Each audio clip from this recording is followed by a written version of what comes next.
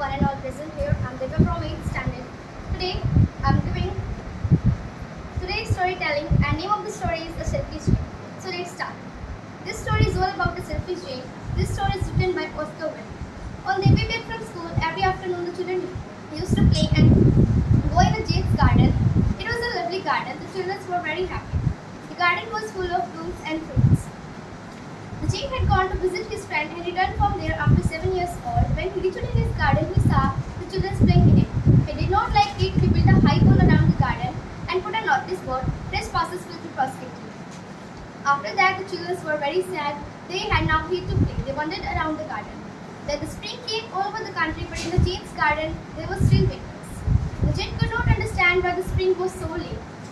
There were no spring, no summer, no autumn, and no spring in the Jake's garden, but there was winters all the time. One day the Jake lay awake in his bed and he saw. One day the Jake lay awake in his bed and he heard some sweet music. It was the music of Lily bird. When he came in the garden, when he jumped out of his bed, he saw the wonderful sight. The children slept in the garden through a little hole in the wall. The children sitting in the branches of the tree, they were overjoyed. The trees were also glad. They covered themselves with blossoms.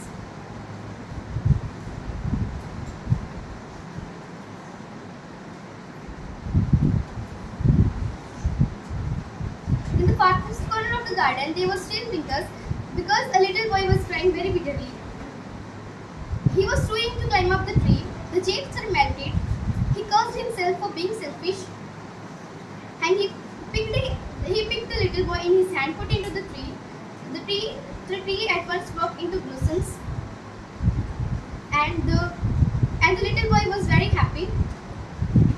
Then the little boy became the Jake's best friend. The children saw the Jake was no longer big. After that, the children were also become the Jake's best friend. And then